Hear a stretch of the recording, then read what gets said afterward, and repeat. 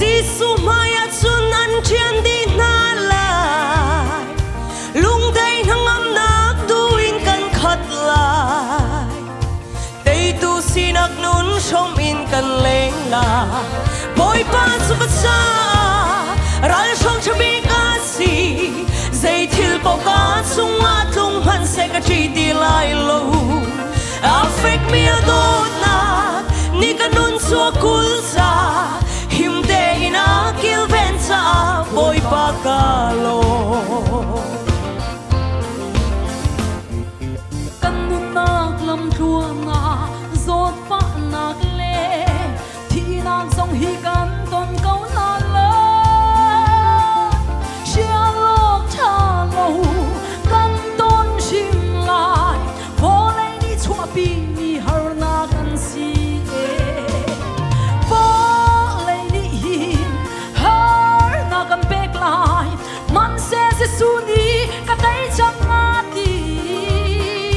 kan tay na kan boy Giêsu mai a sun sol chom a via de zong an lo di la boy pa su ka cha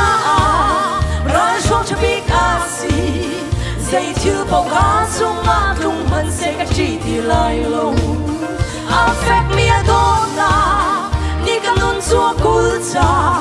him te na kil ven cha boy pa ka lo ka chi di lai lo nang ni na kum pi cha na chiang chun le tan bo li ka na ngam te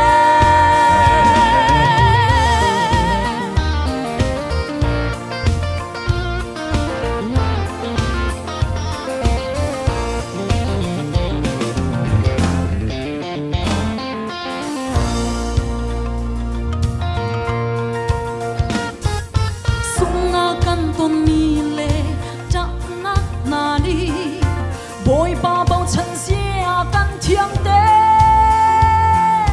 ama đô na lê giang pha nào thuốc đau in căn hal khổ na cha tuan rak si ama bao chân xia thiêng tu chu boy pa ni chu na bom sung sa don na si phak le nào ta mi na zong hi Atung Mary Choi sang tua si boy pa su ka cha ral shong chabi ka si dây thil po ka sung a tung han se ka chi di lai lo affect me adona ni kan nun chua kul sa him te na kil ven sa boy pa ka lo ka chi di lai lo nang ni na kum pi sa na chiang chun le tan bo di kan na ngam te boy pa su ka cha ra shong chabi ka si dây thil po ka chung a tung man se ka chi di lai lo affect me adona ni kan nun chua kul sa him te na kil ven sa boy pa ka lo ka chi di lai lo nang ni na kum pi cha na chiang chung le tan bao ni ka na ngam te ka chi di lai lo